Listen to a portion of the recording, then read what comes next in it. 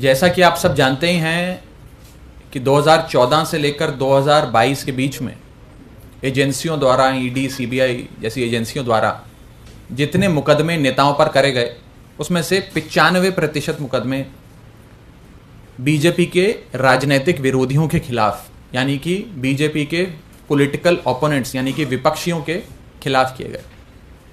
आप सब ये बात जानते हैं कि 2014 से लेकर 2022 के बीच में बताया जाता है कि 125 बड़े नेताओं पर मुकदमे हुए।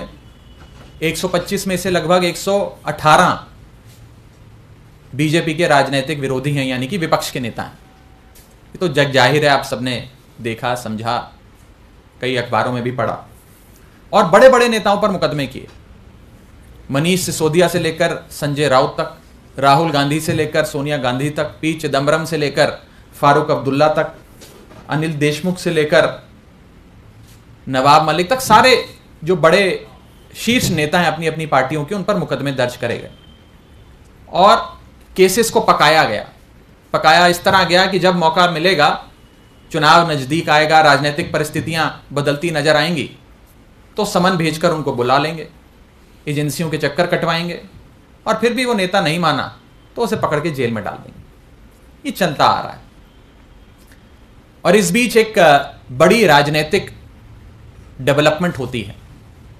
वो बड़ी राजनीतिक डेवलपमेंट है इंडिया गठबंधन का बनना। इंडिया गठबंधन के बनने से भाजपा पूरी तरीके से डर गई, घबरा गई, और भाजपा को यह समझ में आ गया कि अभी तक वो ये तमाम पार्टियां अलग अलग चुनाव लड़ती थी, वोट बढ़ जाता था तो बीजेपी सीटें जीत जाती थी, सरकार बना लेती थी। लेकिन इंडिया गठबंधन बनने के बाद सारे एकजुट होकर अगर चुनाव लड़ते हैं, भाजपा के एक प्रत्याशी के खिलाफ इंडिया गठबंधन का एक प्रत्याशी चुनाव लड़ता है, तो भाजपा की सीटें कम होती हैं और भाजपा हार के नजदीक आ जाती है और लगभग हारती हुई नजर आती है। यह डर कहीं ना कहीं बीजेपी को सता रहा है। और इसी के चलते हमारे सूत्र हमें बताते हैं कि एक योजना बनी है। इन पुख्ता सूत्रों का कहना है, यह योजना है कि जो टॉप लीडरशिप है इंडिया गठबंधन के पॉलिटिकल पार्टीज की, जो मेन नेता हैं इंडिया गठबंधन के, उन्हें पकड़ के जेल में डाल दो। जब टॉप नेता जेल में डाल दिया जाएगा तो वो चुनाव कैसे लड़ेगा? वो तो कोर्ट, कचहरी, वकील, एजेंसी, जेल के चक्कर काटता रह जाएगा। पार्टी कैसे चलेगी? तो यानी कि अगर इंडिया गठबंधन के एक एक नेता को, जो शीर्ष नेता है, टॉप लीडरशिप है पार्टी की, या पार्टी का मेन मुखिया है, मेन अध्यक्ष है, अगर उसे ही पकड़ के जेल में डाल दोगे तो रेस में तो अकेले भाजपा दौड़ेगी और अकेले ही जीत जाएगी। जब रेस में कोई दौड़ेगा ही नहीं उनके साथ, तो अकेले ही दौड़ेगी और अकेले ही जीत जाएगी। इसी श्रृंखला में एक योजना बनी है और उस योजना में पहला अरेस्ट दिल्ली के मुख्यमंत्री अरविंद केजरीवाल का भाजपा की एजेंसियां करने जा रही हैं। दिल्ली में 7 लोकसभा की सीटें हैं। इंडिया गठबंधन अगर एकजुट होकर लड़ता है तो 7 की 7 सीटें बीजेपी हार रही है। आप भी जानते हैं, हम भी जानते हैं। और ये 7 की 7 की सीटों की हार बीजेपी को इतना सता रही है कि वो अपने अरेस्ट की शुरुआत दिल्ली से करने जा रहे हैं और पहला अरेस्ट अरविंद केजरीवाल जी का करेंगे, ताकि इन 7 सीटों पर आम आदमी पार्टी लड़ने लायक ना रहे। जब नेता ही नहीं होगा तो पार्टी कैसे चुनाव लड़ेगी? और अरविंद केजरीवाल जी को जेल में डालो, 7 सीटें दिल्ली की अपनी जेब में डालो। यह भाजपा का लक्ष्य है। इसके बाद ये लोग अगला अरेस्ट जो करने जा रहे हैं वो एक ऐसे राज्य का है जिसमें 14 सीटें आती हैं। 14 की 14 लोकसभा सीटों पर भाजपा की हालत खराब है। और ये झारखंड राज्य, जिस राज्य में जेएमएम पार्टी की सरकार बनी, जब से हेमंत सोरेन साहब वहां के मुख्यमंत्री बने, तब से उनकी लोकप्रियता इतनी बढ़ती गई कि वो भाजपा जो 2019 में 14 में से 12 सीटें झारखंड की जीती थी, आज 14 में से 4 सीटें भी जीतती नजर नहीं आ रही है। इसी के चलते अगला अरेस्ट वे हेमंत सोरेन साहब का करेंगे और झारखंड की रेस में अकेले ही भाजपा दौड़ेगी, अकेले ही जीतेगी। ये लक्ष्य है। इसके बाद बिहार के राज्य में जहां पर पिछली बार नीतीश कुमार के सहारे भाजपा 2019 का लोकसभा चुनाव लड़ी थी, शानदार प्रदर्शन रखा था, 40 में से 39 सीटें जीती थी। उस राज्य में जब से नीतीश कुमार जी ने उनका दामन छोड़ा और आरजेडी और जेडीयू ने मिलकर सरकार बनाई, तभी से यह योजना बन गई कि आरजेडी की टॉप लीडरशिप जो है उसे पकड़ के जेल में डालो। इसी श्रृंखला में अगला अरेस्ट आरजेडी के नेता तेजस्वी यादव का हो सकता है, ताकि आरजेडी पूरी तरीके से बैठ जाए और बिहार में चुनाव लड़ने लायक ना रहे। रेस में अकेले भाजपा दौड़ेगी, अकेले जीत जाएगी। इसके बाद अगला राज्य जहां पर भाजपा की एजेंसियां अपनी दस्तक देने वाली हैं वो है वेस्ट बंगाल। बंगाल वो राज्य जहां पर भाजपा ने पूरे दमखम से राज्य का चुनाव लड़ा, विधानसभा का चुनाव लड़ा, खूब पैसा भी खर्चा, समय भी लगाया, नेताओं को, बड़े से बड़े नेताओं को उतारा, लेकिन कुछ खास नहीं बना। और ममता बनर्जी की तृणमूल कांग्रेस बेहतरीन मार्जिन के साथ विधानसभा की सीटें जीती और अपनी सरकार बनाई। तो वे समझ गए कि बंगाल में ममता बनर्जी को हराना मुश्किल है। हराना मुश्किल है तो एक ही उपाय है, ममता बनर्जी और अभिषेक बनर्जी को पकड़ के जेल में डालो। अगर उन्हें जेल में डाल देंगे तो बंगाल में हमारे लिए राह आसान हो जाएगी। अकेले रेस में भाजपा दौड़ेगी, अकेले रेस में भाजपा जीत जाएगी। तो अगला जो इनका दस्तक होगी झारखंड और बिहार के बाद, वो बंगाल के राज्य में होगी, जहां 42 लोकसभा सीटें आती हैं, बड़ा राज्य है। इसके बाद दस्तक दी जाएगी केरला में, जहां पर विजयन साहब मुख्यमंत्री हैं। जब से सीपीएम की वहां सरकार बनी, पिनराई विजयन साहब मुख्यमंत्री बने, तब से उनकी लोकप्रियता बढ़ती जा रही है। और आलम कुछ इस कदर है कि केरल में 20 लोकसभा सीटें आती हैं, 20 में से एक भी सीट भाजपा की नहीं है। भाजपा अपना खाता खोलना चाहती है केरल में। खाता खोलने के लिए विजयन साहब को हराना और सीपीएम को केरल में हराना असंभव है, बहुत मुश्किल है, बहुत कठिन है। आसान बस इतना है कि केरल के मुख्यमंत्री पिनराई विजयन को पकड़ के जेल में डालो। वो जेल जाएंगे तो पार्टी चुनाव नहीं लड़ पाएगी, पार्टी चुनाव नहीं लड़ पाएगी तो भाजपा की जीत निश्चित है। ये 4-5 मुख्य अरेस्ट करने के बाद अगली दस्तक जो भाजपा की एजेंसियां देंगी वो तमिलनाडु में। तमिलनाडु फिर एक ऐसा राज्य जहां पर लोकसभा की 39 यानी कि 39 सीटें आती हैं, बड़ा राज्य है। और इन 39 सीटों में से एक भी सीट भाजपा की नहीं है। तमिलनाडु में एक बड़ा राजनीतिक दल जो बीजेपी के साथ अलायंस में था, बीजेपी के साथ गठबंधन में था, AIADMK, वो भी बीजेपी का साथ छोड़ के चला गया। तमिलनाडु में भाजपा की हालत पतली है। तो तमिलनाडु में एंट्री करने के लिए, कुछ सीटें तमिलनाडु से लोकसभा की बटोरने के लिए, अपना खाता खोलने के लिए सबसे आसान काम है कि MK स्टालिन जो वहां के सबसे लोकप्रिय नेता हैं, मुख्यमंत्री हैं, उनके करीबियों को पकड़ के जेल में डालो। और आप देख ही रहे हैं कि कैसे उनके एक मंत्री सेंथिल को इन्फोर्समेंट डायरेक्टरेट ने पकड़ के जेल में डाल दिया, और नेताओं को अब बहुत जल्द पकड़ा जाएगा। और MK स्टालिन को, उनकी पार्टी को कमजोर करो ताकि वो तमिलनाडु में इलेक्शन लड़ने के काबिल ना बचे। उसके बाद अगली दस्तक तेलंगाना में दी जाएगी, जहां पे फिर आने वाले राज्य का चुनाव और आने वाला राष्ट्रीय चुनाव दोनों भाजपा बुरी तरीके से हार रही है। और वहां पर BRS पार्टी बहुत मजबूत है। तो BRS पार्टी को दौड़ से हटाने के लिए BRS के शीर्ष नेतृत्व KCR और उनकी बेटा और बेटी को अरेस्ट करने की तैयारियां चल रही हैं। इसी श्रृंखला में आखिरी दस्तक जो दी जाएगी वो महाराष्ट्र में दी जाएगी। महाराष्ट्र वो राज्य जहां पर भाजपा ने शिवसेना के साथ मिलकर और शिवसेना के भरोसे 2019 में बहुत शानदार प्रदर्शन किया, बड़ी सीटें बटोरी। लेकिन जब से शिवसेना ने भाजपा का दामन छोड़ा, अपने रास्ते गई, तब से भाजपा वहां कमजोर हो गई। और आज जो बैकडोर से महाराष्ट्र में सरकार बनाई है, उसके चलते लोगों का प्यार, आशीर्वाद और सहानुभूति सब उद्धव ठाकरे के साथ और उनकी पार्टी और उनके गठबंधन के साथ है। तो अंत में आखिरी शिकार भाजपा का होगा महाराष्ट्र में, जिसमें उद्धव ठाकरे साहब को कमजोर करने के लिए, शरद पवार साहब को कमजोर करने के लिए उनके पार्टी के जो मेन नेता हैं उन्हें पकड़ के जेल में डाला जाएगा। अल्टीमेट गोल, जो सबसे बड़ा उद्देश्य भाजपा का है, वो ये है कि एक ही पार्टी इस देश में बचे और एक ही नेता इस देश में बचे, बाकी सारी पार्टियां समाप्त हो जाएं, कोई पार्टी कोई भी राज्य में चुनाव लड़ने लायक ना रहे, ताकि ना रहेंगी विरोधी पार्टियां, ना लड़ पाएंगे विरोधी पार्टी के नेता चुनाव, ना रहेगी बांस, ना बजेगी बांसुरी। ये हमारे सोर्सेस पुख्ता तौर पे हमें बता रहे हैं कि आने वाले समय में ये सारी चीजें इसी श्रृंखला में, जिस ऑर्डर में मैंने आपको बताया है, ये सारी चीजें होने जा रही हैं। ये बेहद खतरनाक है, देश के लोकतंत्र के लिए खतरनाक है। अगर देश में पार्टियां ही नहीं बचेंगी, नेता जेल में डाल दिए जाएंगे, नेता ही नहीं बचेंगे, फ्री एंड फेयर इलेक्शंस ही नहीं होगा, लोकतंत्र ही नहीं बचेगा, तो हमारे देश की जो नींव है वो हिल जाएगी। हमारे देश की इमारत जिस नींव पे खड़ी है वो नींव नहीं बच पाएगी। एक बहुत खतरनाक खेल देश के लोकतंत्र के साथ खेला जा रहा है। इसकी चिंता आपको भी है, हमको भी है, और 135 करोड़ भारतीयों को है।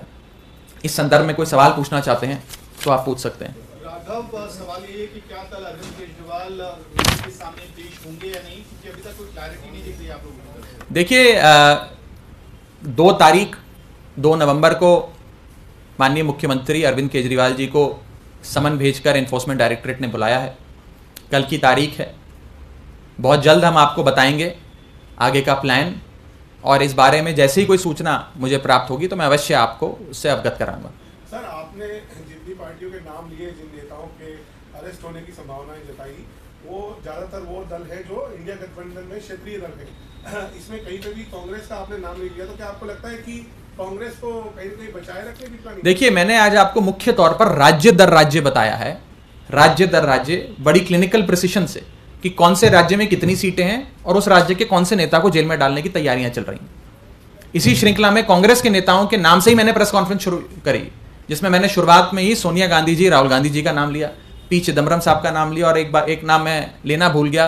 राजस्थान में चुनाव चल रहा है, राजस्थान के मुख्यमंत्री आदरणीय अशोक गहलोत साहब के सुपुत्र वैभव गहलोत को इन्फोर्समेंट डायरेक्टरेट ने एक कोई बहुत ही पुराने बेबुनियाद से मामले में समन किया है। तो जिस प्रकार से एजेंसियों का इस्तेमाल किया जा रहा है, ये चिन्हित कर कर जो मुख्य नेता हैं, जो वोट बटोर सकते हैं, जो वोट गेटर हैं, जिनके नाम पर वोट पड़ता है, उन्हें पकड़ के जेल में डालो। दिल्ली में किसके नाम पे वोट पड़ता है? अरविंद केजरीवाल के नाम पे, अरविंद केजरीवाल को पकड़ के जेल में डालो। बिहार में किसके नाम पे वोट पड़ता है? तेजस्वी यादव के नाम पे वोट पड़ता है, तेजस्वी यादव को पकड़ के जेल में डालेंगे ये लोग। बंगाल में किसके नाम पे वोट पड़ता है? ममता बनर्जी के नाम पे वोट पड़ता है, ममता बनर्जी को पकड़ के जेल में डालेंगे ये लोग। केरल में किसके नाम पे वोट पड़ता है? पिनरई विजयन के नाम पे वोट पड़ता है, पिनरई विजयन को पकड़ के जेल में डालेंगे। झारखंड में किसके नाम पे जेएमएम इलेक्शन जीती और किसके नाम पे वोट पड़ता है? झारखंड में हेमंत सोरेन के नाम पे वोट पड़ता है, हेमंत सोरेन को पकड़ के जेल में डालेंगे ये लोग। और जो तमिलनाडु, महाराष्ट्र, तेलंगाना जैसे बड़े राज्य हैं, वहां पर अगर शीर्ष नेता को नहीं तो उसके आसपास वाले, उसके दाहिने हाथ और बाइने हाथ को पकड़ के जेल में डालेंगे कि नेता कमजोर हो जाए, पार्टी कमजोर हो जाए, पार्टी चुनाव लड़ने लायक ना रहे। अंत में गोल बस इतना ही है भाजपा का कि एक ही पार्टी बचे, एक ही नेता बचे। रेस में अकेले भाजपा दौड़े तो अवश्य तौर पर, निश्चित तौर पर भाजपा ही रेस जीतेगी। बाकी कोई रेस में दौड़ने लायक बचे ही ना, बाहर ही ना बचे, सबको जेल में डाल दो। ये मोटे मोटे तौर पर प्लान है। आपने कहा कि अगर गिरफ्तारी होती है तो पार्टी की व्यवस्था का क्या होगा, सरकार कैसे चलेगी? आप लोगों ने क्या इस बारे में कुछ विचार किया, सोचा है? आम आदमी पार्टी पुरजोर तरीके से बीजेपी की इस दमनकारी नीतियों का और इस हिटलरशाही रवैये का मुकाबला करेगी, और ईंट का जवाब पत्थर से देने के हम लोग काबिल हैं। इस विषय में मैं बस इतना ही कहना चाहता हूं। One more question, Raghav. Are we to believe that Aam Aadmi Party is still exploring legal options? Because in the past we have seen Hemant Soren not going in front of the ED. देखिए, अभी जो भी legal options explore किए जाएंगे, वकीलों से बात की जाएंगे, उसकी सूचना आपको दी जाएगी। मैं व्यक्तिगत तौर पे ये जानकारी नहीं रखता हूँ। जैसे ये जानकारी मुझे मिलेगी मैं जरूर आपको इस जानकारी से मुहैया कराऊंगा। हमने देखा हेमंत सोरेन नहीं गए, रैलीज की उन्होंने, अभिषेक बैनर्जी नहीं गए, अपोजिशन लीडर्स ने इस टैक्टिक्स का इस्तेमाल किया है ईडी के केसेस में। मुझे पता लगेगा कि हम क्या करेंगे तो आपको अवश्य बताऊंगा। मुझे व्यक्तिगत तौर पे इसकी जानकारी नहीं है। आपने एप्पल की कल का मैसेज अपना सार्वजनिक किया था, कई नेताओं ने इस तरह के आरोप लगाए, लेकिन केंद्रीय मंत्री अश्विनी वैष्णव ने पीसी की और उन्होंने इस आरोप को खारिज किया। उन्होंने कहा कि एप्पल की तरफ से, एप्पल सपोर्ट की तरफ से जो जानकारी दी गई आरोप बेबुनियाद है। आपको देखिए, स्नूपिंग का जो मसला है ये बहुत खतरनाक है। मुझे कल सुबह एप्पल द्वारा मेरे एप्पल आईफोन पर एक एसएमएस के माध्यम से और मेरे रजिस्टर्ड एप्पल ईमेल आईडी पर ईमेल के माध्यम से एक लंबा मैसेज आता है, जिसकी कॉपी मैं आपके सामने लाया हूं। इस मैसेज में यह बताया जाता है कि आपका फोन एक स्टेट स्पॉन्सर्ड स्पाईवेयर द्वारा हैक कर लिया गया है। आपके फोन का सारा डेटा, आपके फोन में मौजूद files, documents, photos, videos, contacts, messages, ये सारे उस हैकर के कब्जे में आ गए हैं।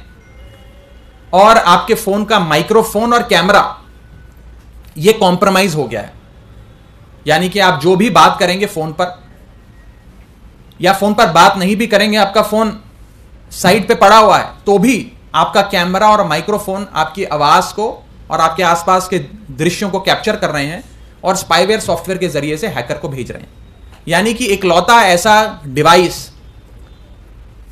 जो 24 घंटे लगभग आपके साथ होता है, उस डिवाइस को कॉम्प्रोमाइज कर दिया गया। आपकी प्राइवेसी और आपके तमाम एक्टिविटीज जो आप उस फोन के माध्यम से करते हैं, उन्हें कॉम्प्रोमाइज कर दिया गया, इन्फेक्ट कर दिया गया। बेहद खतरनाक चीज है।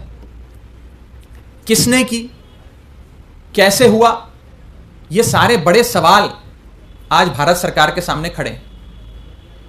पेगासस स्कैंडल जो हुआ था आज से करीब करीब 1.5-2 साल पहले, उस स्कैंडल की याद फिर से एक प्रकार से ताजा हो गई। इस संदर्भ में क्या लीगल ऑप्शंस हमारे पास हैं, ये हम लोग विस्तार से इस पे चर्चा कर कर वकीलों से भी सलाह करेंगे, और कैसे इस पूरे मामले की पूरी जांच हो, पता लगे कि कौन हम पर ये स्नूपिंग कर रहा है। और बड़ी दिलचस्प चीज है कि ऐसा कौन है जो सिर्फ बीजेपी के विरोधी जो लोग हैं, जो ऑपोजिशन के मेंबर्स ऑफ पार्लियामेंट हैं, उन्हीं की स्नूपिंग कर रहा। इसका फायदा किसको होगा? कोई लोग मुझे कह रहे थे कोई इसमें बड़ी कोई अंतरराष्ट्रीय ताकतें भी हो सकती हैं, कोई फॉरेन कंट्रीज इंडिया के पॉलिटिशियंस, मेंबर्स ऑफ पार्लियामेंट के फोन स्नूप करके कोई बड़ी इंपॉर्टेंट क्रिटिकल इंफॉर्मेशन लेना चाहती है। तो मेरे दिमाग में एक सवाल आया कि ऐसी कौन सी इंटरनेशनल एजेंसी होगी जिसे सिर्फ भारत के विपक्षी नेताओं के फोन पे ही दिलचस्पी है, भारत सरकार के मंत्रियों की, भारत सरकार के मेंबर्स ऑफ पार्लियामेंट की, बीजेपी के नेताओं के फोन्स में कोई दिलचस्पी नहीं है। सिर्फ इंडिया के ऑपोजिशन एमपीज के फोन्स में क्या हो रहा है, वो किससे बात करते हैं, किसको टिकट दे रहे हैं, क्या पॉलिटिकल स्ट्रेटेजी बना रहे हैं, कोर्ट कचहरी में जाने के लिए क्या रणनीति बना रहे हैं, यह जानने में किसको दिलचस्पी होगी? क्या किसी अंतरराष्ट्रीय ताकत को दिलचस्पी होगी या बीजेपी को दिलचस्पी होगी? यह सवाल बहुत महत्वपूर्ण है। और अगर जो आरोप लगाए जा रहे हैं सत्य हैं कि भारत सरकार खुद भाजपाई विपक्षी नेताओं के फोन को इस प्रकार से हाईजैक कर कर, इन्फेक्ट कर कर विपक्षी नेताओं की स्नूपिंग कर रही है, तो मुझे नहीं लगता कि इससे गंभीर चीज कोई भारत के लोकतंत्र के लिए हो सकती है। इस संदर्भ में तमाम इन्वेस्टिगेटिव और लीगल ऑप्शंस पे हम विचार कर रहे हैं, और क्या आगे हमारा अगला कदम होगा आपको बताएंगे। बीजेपी इसी पे जॉर्ज सोरोस लिंक एक तो लेके आई है और इसको बेसलेस बता रही है। दूसरा जो उनकी एनजीओ है कि ये उसका और एप्पल का क्या लिंक है उसके लिए, और एप्पल ने जो स्टेटमेंट दिया उसको, उससे मेरे फोन का क्या लेना देना? मेरे फोन का क्या लेना देना? मेरे फोन को क्यों इन्फेक्ट किया गया? मेरे फोन को एक स्टेट स्पॉन्सर्ड स्पाईवेयर से इन्फेक्ट क्यों किया गया? और ये तो गनीमत है एप्पल की कि एप्पल जो फोन मैन्युफैक्चरर है उसने हमें एक एसएमएस के माध्यम से, ईमेल के माध्यम से बता दिया। यदि कोई और ब्रांड मोबाइल फोन का होता जो शायद इस प्रकार की सूचना देने के काबिल ना होता, तो शायद हमारा फोन महीनों महीने इन्फेक्टेड रहता, हमारी सारी conversations, files, photos, videos, documents, chats सारे इन्फेक्टेड होते। और जो स्टेट स्पॉन्सर्ड स्पाईवेयर जिसने हमारे फोन में ये डाला है, हमारा सारा डेटा उनके हाथ में होता। तो ये बहुत गंभीर चीज है। और आज हमारे साथ ये हुआ है, कुछ चुनिंदा मेंबर्स ऑफ पार्लियामेंट के साथ, कल ये आपके साथ हो सकता है। ये 135 करोड़ भारतीयों की सुरक्षा और प्रिवेसी की बात है। हमारा फंडामेंटल राइट है, राइट टू प्रिवेसी। अगर राइट टू प्रिवेसी वायलेट होता है तो फंडामेंटल राइट की वायलेशन है। इस विषय में भारत सरकार को, भाजपा को सोचना चाहिए। आपने लीगल ऑप्शन की बात करी है, क्या पर्सनल आपके लेवल पे या सभी लोग चर्चा करें जिनके पास अलर्ट आए? देखिए, इस विषय में मैं बस अभी इतना ही कहना चाहता हूं कि हम तमाम लीगल ऑप्शंस पे विचार कर रहे हैं कि कैसे इस पूरे मसले की, इस स्नूपिंग के, फोन को इन्फेक्ट करके सारा विपक्षी नेताओं का डेटा कैप्चर करने के जो ये पूरा एक प्रकरण हुआ है, इसकी तह तक जाया जाए, इसकी जांच हो और पता लगे कि कौन इसके पीछे, उसकी मंशा क्या है और जिसने ये किया है उसको इसकी क्या सजा मिलनी चाहिए। आपको वो बताएंगे कि क्या लीगल ऑप्शंस हम तलाश रहे हैं। जॉर्ज सोरोस का जो लिंक बीजेपी जिसको क्लेम करी है, अमित मालविया बीजेपी से ट्वीट भी कर रहे हैं और बोल रहे हैं उस पे, उसको किस तरीके से देखते हैं कि नहीं, उसका मेरे फोन से क्या लेना देना? मेरा फोन क्यों हाईजैक किया गया, मेरा फोन क्यों इन्फेक्ट किया गया, मेरा फोन क्यों हैक किया गया, मेरे फोन से क्या मतलब इन चीजों का? सर, इससे इधर एक सवाल ये है कि परसों जो मनीष सिसोदिया जी की बेल याचिका खारिज की गई थी, उस पर पार्टी ने असहमति जताई थी निर्णय पे और ये कहा था कि हम इसमें लीगल ऑप्शंस तलाश रहे हैं, तो क्या उसमें आगे कुछ प्रोग्रेस है? देखिए, वो आपको समय आने पर बताएंगे। पूरा ऑर्डर केयरफुली स्टडी कर हमारे वकील जो स्ट्रैटेजी बनाएंगे उसे ज़रूर हम फॉलो करेंगे। उस बारे में आपसे फिर रूबरू हूँ। बहुत बहुत शुक्रिया, थैंक यू। पैनल भी उसमें, पार्लियामेंट्री पैनल ने एप्पल से भी समन किया है लोगों को इसी केस में जो। देखिए, इस पूरी स्नूपिंग गेट स्कैंडल में एक बड़ी विचित्र चीज निकल कर आ रही है कि सारा ब्लेम, सारा दोष एप्पल पे डाल दो कि एप्पल की गलती है। एप्पल की क्या गलती है? एप्पल ने तो बल्कि सही समय पर इख्तलाक किया, जानकारी दी एप्पल फोन यूजर्स को कि आपका फोन को कॉम्प्रोमाइज कर दिया गया, इन्फेक्ट कर दिया गया। तो ये कौन लोग हैं जो चाहते हैं कि इस पूरी कवायद में दोषी एप्पल को करारा जाए? जिस शख्स ने स्टेट स्पॉन्सर्ड स्पाईवेयर नेताओं के फोन में डाला, उस पर कोई उंगली ना उठाए। ऐसा कौन करना चाहता है? ये क्यों हो रहा है? ये बहुत बड़ा सवाल है। बहुत बहुत शुक्रिया।